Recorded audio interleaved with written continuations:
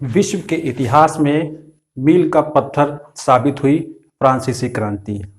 Hello everyone, मैं Sunil SST with Sunil में आपका एक बार फिर से एक अच्छे कॉन्सेप्ट के साथ वेलकम करता हूं। ओके, आप मेरे पीछे देख रहे हो, ये कहाँ का मैप है? ये है फ्रांस का मैप। ओके, फ्रांस मैं लिखे देता हूं जानकारी के लिए, आप लोगों के लिए। ये फ्रांस का मैप है। ओके, फ्रांस का मैप है। यूरोप महाद्वीप का देश है और जो राजधानी है इसकी वो है पेरिस। ओके, इस भाग में पड़ती है पेरिस, इसकी राजधानी। आज हम बात करेंगे फ्रांसीसी क्रांति के बारे में। फ्रांसीसी क्रांति, फ्रांसीसी क्रांति। आराम से बैठिए, अपने कानों में लीड लगाइए और बढ़िया से सुनिए।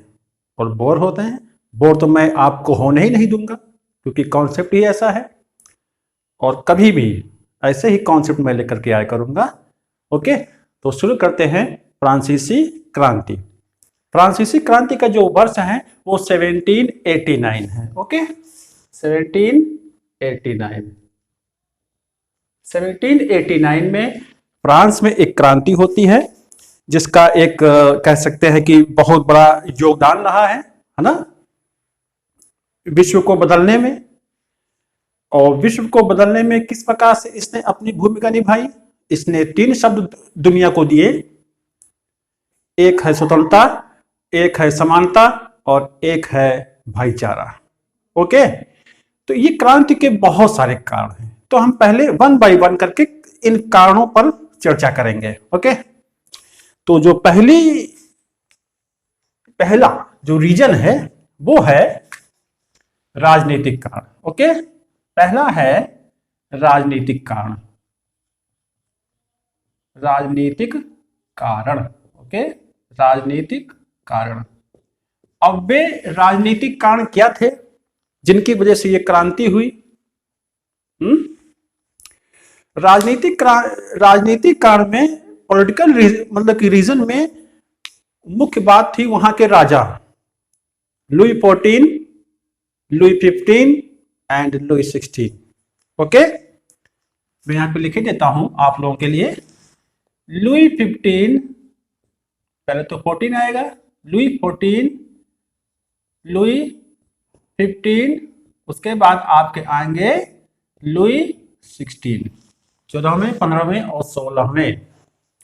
लुई 14, और जो यहाँ के राजा थे वे स्वेच्छाचारी थे, स्वेच्छावादी थे, है ना। वे राजत्व के दैवी सिद्धांत में विश्वास करते थे। वो कहते थे कि जो ये पद है ये ईश्वर ने हमको दिया है और ईश्वर ने मुझे नियुक्त किया है शासन करने के लिए, तो दैवी सिद्धांत लागू था। ओके, अब लुई 14 जो है ये इतने ज्यादा निरंकुश हो गए, स्वेच्छाचारी हो गए कि ये खुद कहने लगे कि मैं ही राज्य हूं, मैं ही कानून हूं। ओके, तो ये किसने कहा? लुई 14 ने कहा, मैं ही राज्य हूं। क्या ये वास्तविक रूप से ऐसा है? नो। आप कैसे हो सकते हो?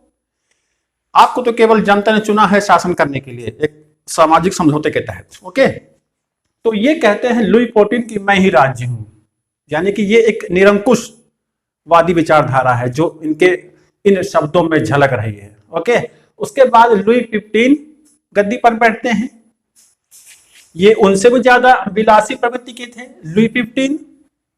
लुई 15 जो है ये अत्यंत विलासी प्रवृत्ति के हैं, अत्यंत विलासी प्रवृत्ति के हैं लुई 15। यूरोप में बहुत सारे युद्ध हुए थे, यूरोप में बहुत सारे युद्ध हुए थे। अब ये कौन कौन से हैं?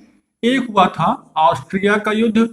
ओके, ऑस्ट्रिया युद्ध और उत्तराधिकार का युद्ध, उत्तराधिकार का युद्ध। ओके, उत्तराधिकार का युद्ध। इस युद्ध में ये शामिल होते हैं। लुई 15 और बड़े पैमाने पर सेना पर खर्चा करते हैं, है ना, फालतू का व्यय होता है। देश अपने फ्रांस के बाहर के अभियानों में ये ज्यादा थे व्यस्त और विलासी जीवन जी रहे थे। ओके, तो इस वजह से क्या हुआ, इन युद्धों में शामिल होने से फ्रांस का राजकोष खाली हो गया।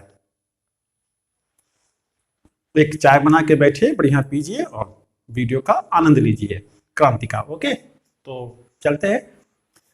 तो लुई 15 अत्यंत विलासी प्रवृत्ति के राजा हैं और ये ऑस्ट्रिया के युद्ध में और उत्तराधिकार के युद्ध में शामिल होकर के फ्रांस का राजकोष खाली कर देते हैं। इनका भी एक स्टेटमेंट बहुत गजब का है, बहुत ही हंसी आती है इनके इस बेवकूफी भरे स्टेटमेंट पर। इन्होंने कहा था, लुई 15 ने कहा था कि मेरे बाद प्रलय होगी। इन्होंने कहा था मेरे बाद प्रलय होगी। ओहो, क्या बात है भाई, बिल्कुल भगवान वाली भाषा। मेरे बाद प्रलय होगी, ये कह रहे हैं, यानी कि ये खत्म हो जाएंगे तो फिर दुनिया ही खत्म हो जाएगी। ये खत्म, दुनिया खत्म, ये जब तक है दुनिया चल रही है इनके रहमो करम पर। ये कैसे संभव है? तो लुई 15 के इस प्रकार के कार्य और इस प्रकार का स्टेटमेंट इनका किस ओर इशारा करता है? भगवान होने की तरफ, निरंकुश होने की तरफ, स्वेच्छावादी स्वेच्छाचारी होने की तरफ। ओके, इसके बाद गद्दी पर बैठते हैं लुई 16। लुई 16 गद्दी पर बैठते हैं। ओके, 1774 से 1774 से 1793 तक इस पद पर वो रहते हैं। इनकी एक पत्नी है एंटोनिएट, एंटोनिएट लिख लीजिएगा। ये अपनी पत्नी के प्रभाव में ज्यादा थे, जो वो कहती थी वही ये करते थे। तो राजकोष तो खाली है, ये वो तो मुद्दा है, राजकोष खाली है। और लुई 16 ने भी वही किया। इन्होंने अमेरिका के, लुई 16 ने अमेरिका के स्वतंत्रता संग्राम में ब्रिटेन के खिलाफ लड़ाई लड़ी, ब्रिटेन के खिलाफ लड़े। ओके, देश नहीं संभाल रहा, दुनिया संभालने चले। ओके, ब्रिटेन के खिलाफ लड़े। तो क्या होगा, राजकोष पर ही तो प्रभाव पड़ेगा, नुकसान होगा ना। तो राजकोष खाली हो गया। तो इस प्रकार से आप देख रहे हो, इस प्रकार से आप इसमें देख रहे हो, जो लुई 14 है वे कहते हैं कि मैं ही राज्य हूं। लुई 15 ऑस्ट्रिया के युद्ध में और उत्तराधिकारी के युद्ध में शामिल होते हैं और ऊपर से कहते हैं बेवकूफी भरा बयान कि मेरे बाद प्रलय होगी, यानी कि ये गए तो दुनिया चली जाएगी। उसके बाद लुई 16 के समय भी राजकोष खाली था, लेकिन ऊपर से इन्होंने सोने पर सुहागा कर दिया ये कि अमेरिका के स्वतंत्रता संग्राम में ब्रिटेन के खिलाफ लड़े अमेरिका की ओर से। ओके, तो ये तीन चीजें देखिए, ये निरंकुशता का ही तो प्रतीक है। राजकोष खाली है। इनकी पत्नी लुई 16 की एंटोनिएट, वे भी विलासी प्रवृत्ति की थी, किसी भी प्रकार की प्रशासनिक जानकारी नहीं थी, प्रजा क्या है क्या कष्ट है इनको कोई लेना देना नहीं था उनसे। स्वयं जब एक बार ये रास्ते से गुजर रही थी तो फ्रांसीसी जनता ने वो रोटी की मांग की, कहा कि जब रोटी नहीं है तो केक क्यों नहीं खा लेते हो।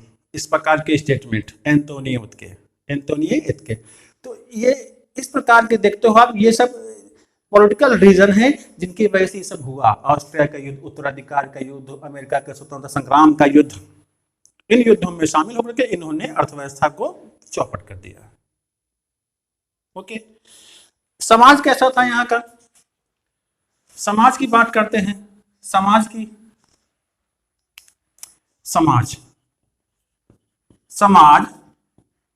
3 भागों में बटा था, 3 वर्गों में। ओके, 3 वर्गों में बटा था, 3 वर्गों में बटा हुआ था। अब 3 वर्गों में बटे होने की वजह से क्या हुआ, उनको स्टेट कहते थे, स्टेट्स कहते थे। ओके, स्टेट्स कहते थे। ये 3 भाग में बटा था। प्रथम, दूसरा है द्वितीय, फिर है तृतीय, तीसरा स्टेट, थर्ड स्टेट्स तृतीय। पहले वाले में कौन आएगा? पहले वाले में आते थे चर्च, यानी कि पादरी वर्ग। द्वितीय वर्ग में आता था कुलीन वर्ग, संपन्न लोग, और तृतीय वर्ग में आम लोग, आम जन लोग उसमें आते थे। इसमें किसान भी थे और दास भी थे, श्रमिक भी थे, इस प्रकार के लोग उसमें आते थे। तो समाज 3 वर्गों में बटा था। चर्च जो था, पादरी जो था, ये टाइथ नामक एक धार्मिक टैक्स, धार्मिक रिलीजन टैक्स, धार्मिक कर वसूलता था। धार्मिक कर, जिसको टाइथ कहते थे। ओके, क्या कहते थे? टाइथ कहते थे। ये टाइथ नामक एक टैक्स वसूलता था। लिख देता हूं आप लोगों के लिए, धार्मिक कर। कौन वसूलता था? चर्च। और फ्रांस की अधिकांश जमीन पर इनका ही अधिकार था, इनका ही अधिकार था। कुलीन वर्ग भी प्रभावशाली था, इसका भी बाकी की जमीनों पर कब्जा। इनका क्या? इनके अधिकार में कुछ भी नहीं था। जो थे ये स्वयं में थे, जो काम करते थे दास के रूप में, किसान के रूप में, श्रमिक के रूप में, या जो छोटा मोटा व्यवसाय करते थे, वो उसी से जीवन यापन ये लोग कर रहे थे। गारंटी नहीं थी इनके जीवन की, और इन लोगों ने अपने लिए गारंटी ले रखी थी कि हम लोगों का ये अधिकार है। तो दोनों की मिली भगत थी।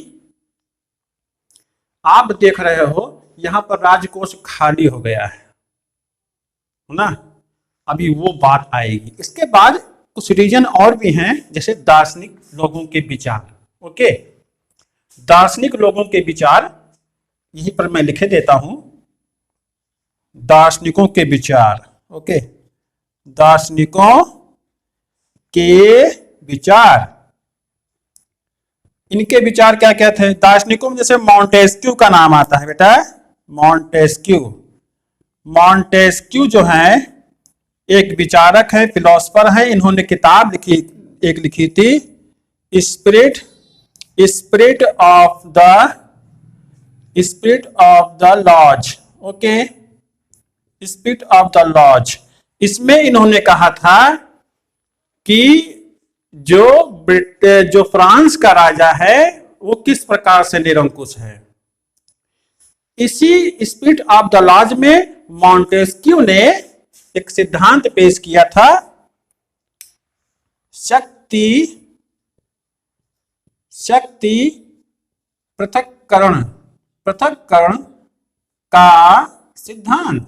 ओके, शक्ति पृथक्करण का सिद्धांत। इस सिद्धांत में क्या था? इस सिद्धांत में क्या था मैं आप लोग को बता देता हूं। इस सिद्धांत में यह था कि जो कार्यपालिका है, कार्यपालिका और न्यायपालिका, ये न्यायपालिका और जो पूरी व्यवस्थापिका होती थी, विधायिका, ओके, इनका ये होना चाहिए था। शक्ति का बंटवारा होना चाहिए। कार्यपालिका, व्यवस्थापिका, न्यायपालिका या विधायिका भी कह सकते हो, ये इनके शक्ति का विकेंद्रीकरण होना चाहिए। इस शक्ति पृथक्करण के सिद्धांत के द्वारा मॉन्टेस्क्यू ने लोगों को समझाया, लोगों की आंखें खोली।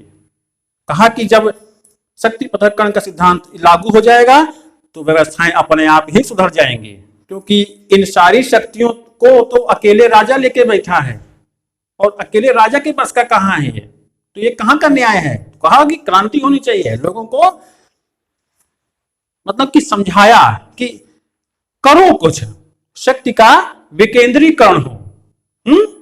इतना तो समझ गए होंगे आप लोग। उसके बाद एक का नाम आता है वोल्टेयर, एक का नाम आता है वोल्टेयर का मैं यहां लिखे देता हूं आप लोगों के लिए। अब वोल्टेयर, जो वोल्टेयर हैं, वोल्टेयर ये भी महान दार्शनिक, हाँ महान दार्शनिक थे ये। इन्होंने लिखा letters on the English, okay. ये किताब लिखी लेटर्स ऑन द इंग्लिश। इस किताब में इन्होंने ब्रिटेन की प्रशासनिक व्यवस्था की बड़ाई की, ब्रिटेन की प्रशंसा की भाई, कि वहां तो बड़ा अच्छा हुआ था। अच्छा क्या हुआ था? ब्रिटेन क्रांति, इंग्लैंड क्रांति सबको याद होगी। ब्रिटेन क्रांति में क्या हुआ था? उसको गौरवपूर्ण क्रांति कहते हैं, रक्तहीन क्रांति कहते हैं, शानदार क्रांति कहते हैं। क्यों कहते हैं? एक भी हत्या नहीं हुई। जी हाँ, एक भी हत्या नहीं हुई, और राजा ने अपनी शक्तियों को संसद को सौंप दिया, ट्रांसफर कर दिया कि इट्स ओके, सब चलता है। तो क्यों ना फ्रांस में भी ऐसा हो, वॉल्टेयर कह रहे हैं, है ना। तो वॉल्टेयर का मानना यही था कि राजा जो है शक्तियां सौंप दे, किसको? संसद को। तो इस प्रकार से, और इन्होंने ये भी कहा, और रोमन कैथोलिक चर्च के खिलाफ भी इन्होंने लिखा। कैथोलिक चर्च को इन्होंने बुरा कहा, चर्च को बुरा कहा कि ये तो बुराइयों से भरा पड़ा है, बुराइयों से भरा पड़ा है, इसको तो कुचल देना चाहिए, ये तक कहा इन्होंने। कहता है कि ईसाइयों का रक्षक बना फिरता है। ईसाई कहां बचे? यहां पर एकमात्र ईसाई था, वो भी सूली पर चढ़ गया, अब कोई ईसाई नहीं बचा। ईसा मसीह के बारे में कह रहा वो, है ना। तो इस प्रकार से लोगों को इसने इतना आंदोलित कर दिया कि लोग तत्पर हो गए क्रांति के लिए, ओके। इसके बाद रूसो का नाम आता है। रूसो महान ना, महान सभी थे बेटा। रूसो सामाजिक समझौता के तहत इन्होंने बताया कि पहले अराजकता का वातावरण था, लोग जब अराजकता के वातावरण से उब गए तो अपनी शक्तियां एक व्यक्ति को चुना और उसको सौंप दी, कहा कि अब तुम ही हमारे लिए कानून बनाओगे, हम उसका पालन करेंगे और तुम भी करोगे। इस प्रकार से राज्य की उत्पत्ति हुई। तो ये एक समझौता हुआ था प्रजा और राजा में कि हम तुम्हारा और आप हमारा ख्याल रखोगे। तो ये कैसा वातावरण फ्रांस में पैदा हो गया है। तो अपने इस लेखन के माध्यम से रूसो समझाना चाह रहे हैं कि प्रकृति की ओर, मतलब कि प्रकृति की ओर लौटो, ये इन्होंने कहा रूसो ने, ओके। तो इस प्रकार से आपने देखा विचारकों के प्रभाव भी लोगों को प्रभावित कर रहे हैं, ओके। आगे बढ़ते हैं। अब हम राजनीतिक कारण हो गया, सामाजिक कारण हो गया, दार्शनिकों के विचार भी हो गए हैं, अड्डा सर्किल बना दे रहा हूं, दार्शनिकों के विचार भी हो गए हैं। अब क्या है? तात्कालिक कारण क्या था? Number 4, okay. तात्कालिक कारण क्या था?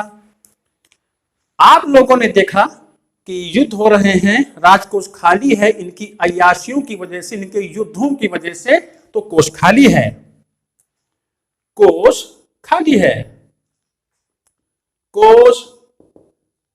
है, उसको भरना है, पैसों से भरना है, ओके। पैसों से भरना है, भरने के लिए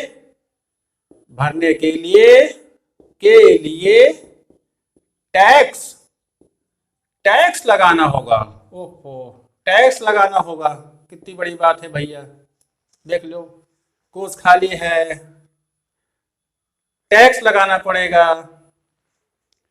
ये दोनों भाई साहब लोग तो टैक्स नहीं जमा करेंगे, क्योंकि ये ईश्वर के भेजे हुए दूत हैं, ये लेते हैं, दान लेते हैं, दान देते नहीं, ओके।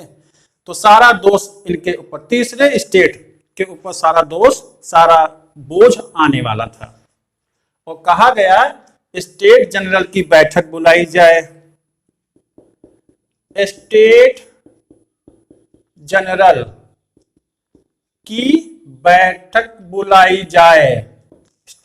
की बैठक बुलाई जाए, और बहुमत के आधार पर ये तय होगा कि टैक्स कितना देना है, किसको, इनको, और हर वर्ग से एक प्रतिनिधि आएगा। जरा दिमाग लगाइए, हर वर्ग से एक प्रतिनिधि आएगा, एक यहां से, यहां से एक, यहां से एक। अब आप ही देख लो, इन दोनों की तो मिली भगत है, इन दोनों की मिली भगत है, तो बहुमत में कौन आ जाएगा, ये दो वर्ग पहले ही आ जाएंगे, इनके पास दो रहेगा और इनके पास एक ही वोट रह जाएगा। तो सीधे तौर पे कहा जा सकता है कि इनकी तो हार होना तय है और इन्हीं को टैक्स जमा करने पड़ेगा, और इसी का विरोध, मतलब कि विरोध किया इन लोगों ने। और तीसरे वर्ग ने कहा बहुमत, बहुमत के आधार पर निर्णय हो, निर्णय हो। बहुमत मतलब सभी लोग शामिल हों, सारे मेंबर शामिल हों, जितने लोग इसमें आएंगे, पूरी कह सकते हो फ्रांस की जनता शामिल हो, बहुमत के आधार पर निर्णय हो। मैंने यहां लिखा है बहुमत के आधार पर निर्णय हो। किसकी मांग थी? ये मांग है तीसरे स्टेट की मांग है। और ये गुस्से में आकर के कहां चले जाते हैं? टेनिस कोर्ट में। ध्यान दीजिएगा, टेनिस कोर्ट, प्रसिद्ध घटना है ये, टेनिस कोर्ट चले जाते हैं। ये घटना कब की है? मैं यहां मेंशन किए देता हूं। ये घटना है 20 जून 1789 की घटना है। टेनिस कोर्ट चले जाते हैं और कहते हैं कि जब तक हमको वो हमारी मांगे नहीं मानी जाएगी, हम लोग टेनिस कोर्ट से नहीं हटेंगे, चाहे हमारे खिलाफ हथियारों का ही क्यों ना इस्तेमाल किया जाए, नहीं हटेंगे। अंत में वहां के राजा थोड़ा मतलब कि नरम पड़ते हैं और इनकी बातों को मानते हैं और बहुमत के आधार पर निर्णय लेने पर के मुद्दे पर तैयार हो जाते हैं कि ठीक है, बहुमत के आधार पर होगा। और उसके बाद जो स्टेट जनरल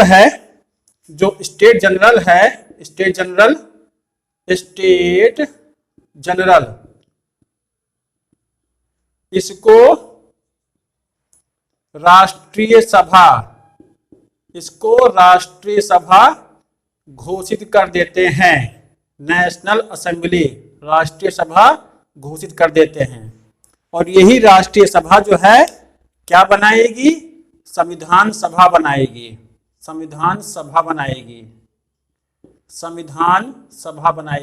अचानक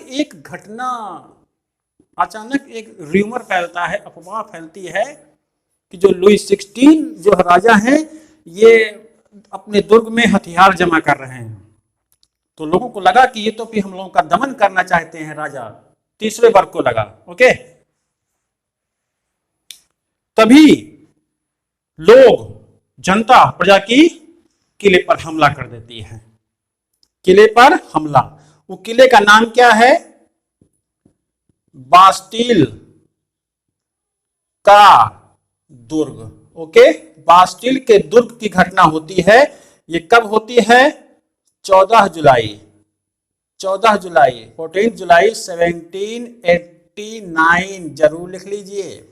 14 जुलाई 1789 में ये घटना घटित होती है। बास्टील के दुर्ग का पतन होता है। बास्टील का दुर्ग वो है जो फ्रांस के राजा की निरंकुशता का प्रतीक था। ओके, निरंकुशता का प्रतीक ढहा दिया गया, प्रजा ने ढहा दिया, कहा कि चलो बहुत हो गया।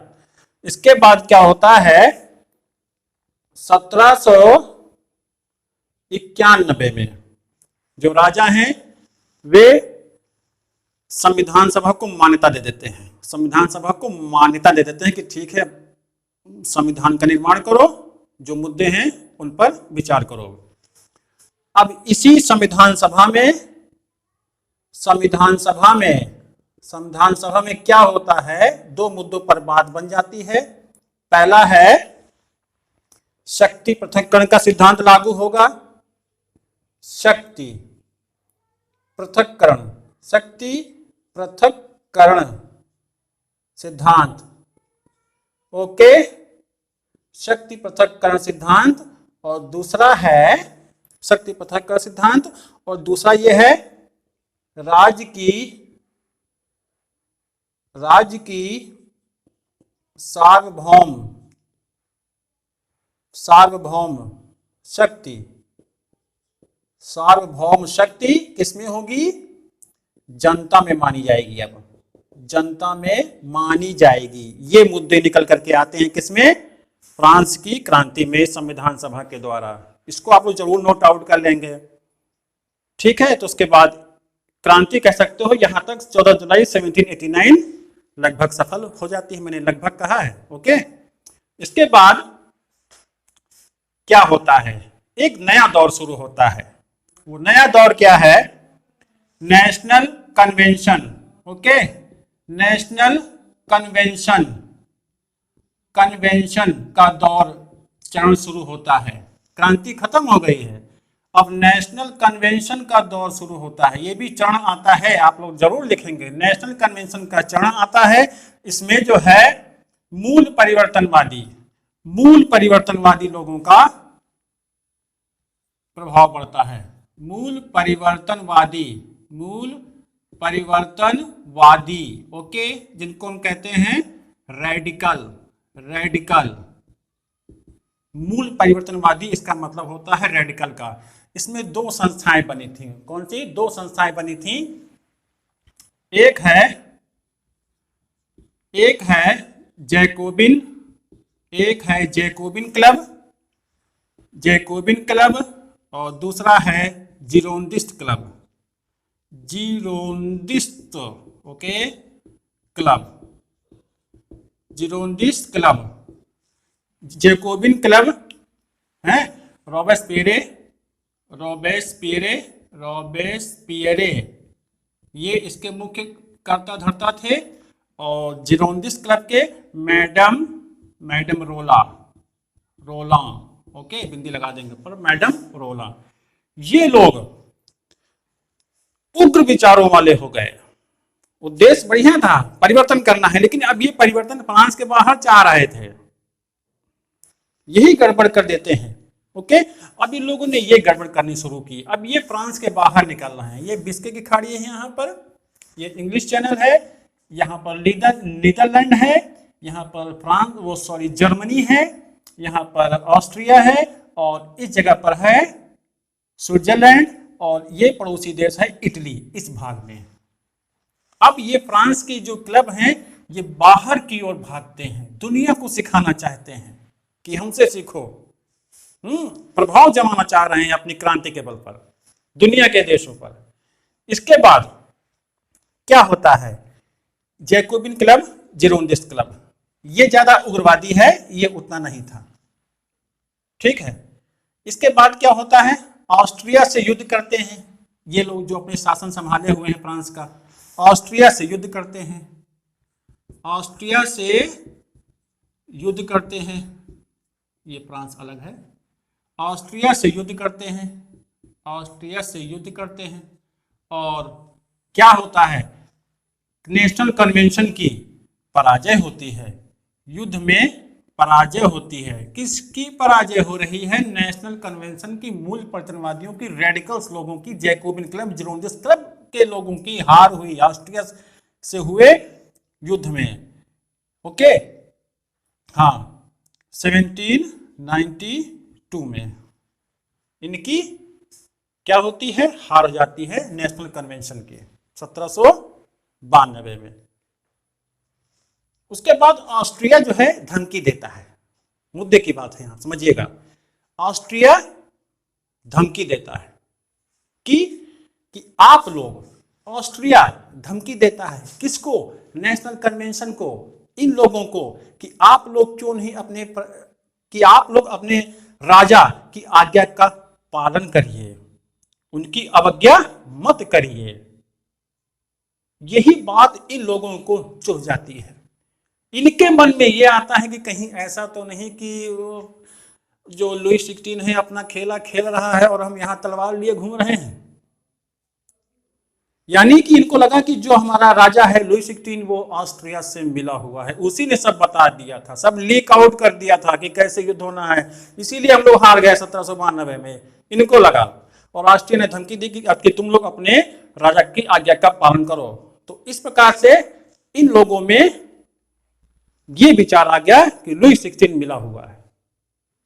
यहीं पर आप लोगों को ध्यान देना है। इसके बाद होता क्या है, जैकोबिन और क्लब और जेनोसिस क्लब आपस में विचार बनाते हैं और कहते हैं कि राजा को सजा दी जाए, उसको मृत्युदंड दिया जाए।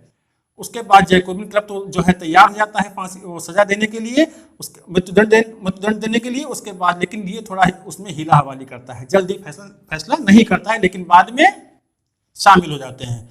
और इस प्रकार से 21 जनवरी 1793 21 जनवरी 1793 में लुई 16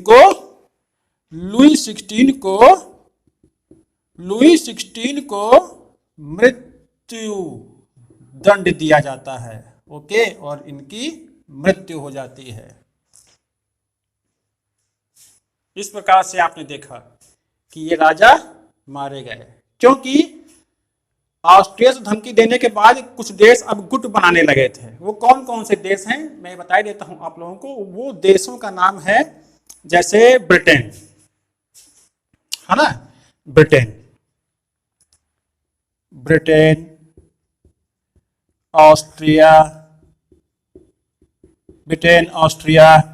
ओके। उसके बाद जर्मनी, जिसको हम प्रशा भी कहते हैं, बेटा आप लोग ध्यान रखेंगे, प्रशा भी कहते हैं।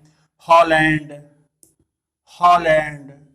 इन सब ने गुट बना लिया था फ्रांस के खिलाफ। तो इन लोगों ने सकते में आकर के अपने राजा को मृत्युदंड दे दिया, है ना।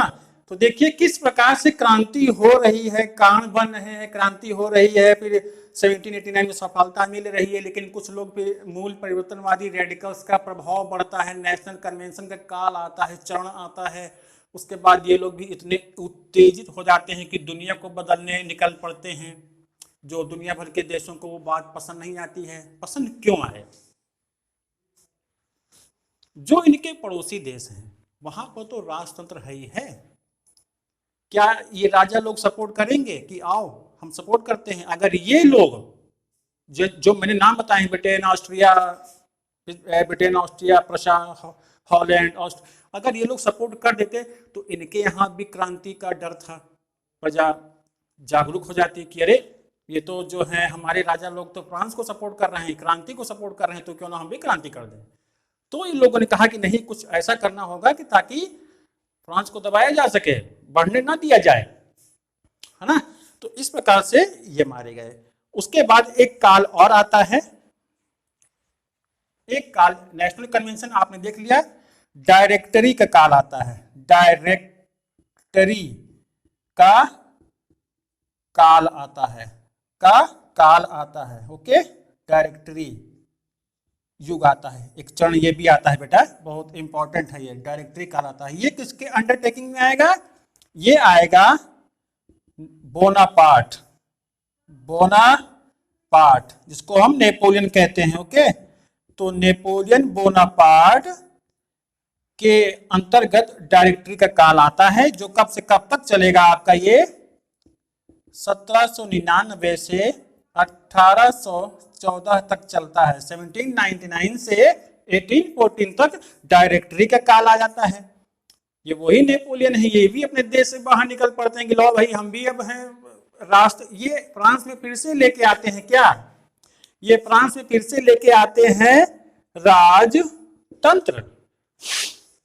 राजतंत्र लेके आते हैं अपने देश में फिर से, लेकिन एक सुधरा हुआ राजतंत्र, बहुत अत्याचारी राजतंत्र नहीं, ध्यान रखना है। ये फिर से राजतंत्र लेके आते हैं, राजतंत्र मोनार्की फिर से ले आते हैं ये फ्रांस में, लेकिन वो बिगड़ा हुआ नहीं, सुधरा हुआ, सुधारवादी, है ना। तो इस प्रकार से ये नेपोलियन भी अब हावी हो जाते हैं, दुनिया भर के देशों में आगे तक बढ़त बनाते हैं, जीतते हुए जाते हैं, राष्ट्रवाद का झंडा लेकर के, अब ये दुनिया भर में घूम रहे हैं नेपोलियन बोनापार्ट। अंत में क्या होता है? जो मैंने बताया था, ब्रिटेन, ऑस्ट्रिया, है ना, और जो फ्रांस है, इनके पड़ोसी देश ऑस्ट्रिया यानी कि Austria, Prussia, Netherlands, Britain, Holland, इन सब ने मिलकर के गुट बनाया और नेपोलियन को किस युद्ध में हराया? मैं यहां लिख देता हूं, नेपोलियन को किस युद्ध में हराया? वाटरलू के युद्ध में हरा दिया और इनकी पराजय हो जाती है 1815 में और इनको सेंट हेलेना आइलैंड में, जो कि अफ्रीका के पड़ता है वेस्ट में, अटलांटिक ओशियन में एक आइलैंड है, वहीं पर उनको भेज देते हैं और 1821 तक नेपोलियन की भी मृत्यु हो जाती है। देखिए, इस प्रकार से क्रांति संपन्न होती है ना। क्रांति तो संपन्न यहां तक हो गई थी, उसके बाद कुछ बदलाव आते हैं। बाद में रोबेस्पियरे भी, इनका भी कत्ल हो जाता है, इनको भी मार दिया जाता है क्योंकि ये अतिवादी हो गए थे। अतिवादी बनोगे तो फिर विदाई तो होनी तय है, जैसे लुई 16 की हुई, है ना। तो इस प्रकार से आपने देखा फ्रांसीसी क्रांति के क्या क्या कारण थे। 1789 में हुई थी, मील का पत्थर थी विश्व के इतिहास में, दुनिया को बदलने का काम किया। उसके बाद राजनीतिक कारण क्या थे, ये मैंने यहाँ पर नोट आउट कर दिया है। समाज 3 वर्गों में बटा था, सामाजिक कारण भी था ये। दार्शनिकों के विचार, मॉन्टेस्क्यू, है ना, वॉल्टेयर के विचार, ये मैं किए देता हूँ। मॉन्टेस्क्यू के विचार, वॉल्टेयर के विचारों ने, रूसो के विचारों ने जनता को जागृत किया। उसका जो तात्कालिक कारण क्या था, कोष खाली है, पैसा भरना है, भरने के लिए टैक्स लगाना है, टैक्स लगाने के लिए जनरल की बैठक बुलाई जाती है, लोग टेनिस कोर्ट में चले जाते हैं। टेनिस कोर्ट की घटना आप लोग को जो है यहाँ पर ये इसको लिख लेना है, 20 जून 1789 में। उसके बाद राष्ट्रीय सभा, संविधान सभा का गठन हो जाता है, र्यूमर फैलता है, उसके बाद सिंदूर का पतन हो जाता है और संविधान सभा को मान्यता दे देते हैं कौन? लुई 16। उसके बाद नेशनल कन्वेंशन, मूल परिवर्तनवादी हैं ये, इनके 2 दल बनते हैं, जैकोबिन, जिरोंडिस्ट। मुख्य मेंबर ये हैं रोबेस्पियरे, मैडम रोला। ओके, उसके बाद ये लोग देश के बाहर निकलते हैं, ऑस्ट्रिया से पराजय होती है और ऑस्ट्रिया जब कहता है कि तुम लोग अपने राजा की आज्ञा का पालन करो, तो इन लोगों को लगता है कि फ्रांस का राजा लुई 16 जो है वो ऑस्ट्रिया से मिला हुआ है, कोई साजिश कर रहा है, उसी के वजह से हम युद्ध हारे हैं और उनको पकड़ करके जो है फांसी मृत्युदंड दी जाती है। कब? 21 जनवरी 1793 में। 21 जनवरी 1793 में लुई 16 मारे जाते हैं ना। उसके बाद डायरेक्टरी का काल शुरू होता है नेपोलियन बोनापार्ट के अंडरटेकिंग में, 1799 से 1814 तक होता है और अंत में नेपोलियन भी मारे जाते हैं। देश के बाहर निकले हैं राष्ट्रवादी झंडा लेकर के, अति राष्ट्रवादी का झंडा लेकर के। यही इन लोगों के लिए जैकोबिन क्लब, जिरोंडिस्ट क्लब नेपोलियन के लिए भारी पड़ गया। अपने ही देश में रहते, बढ़िया शासन करते तो क्या जरूरत थी, आराम से रहते, कुछ और ही इतिहास बनता।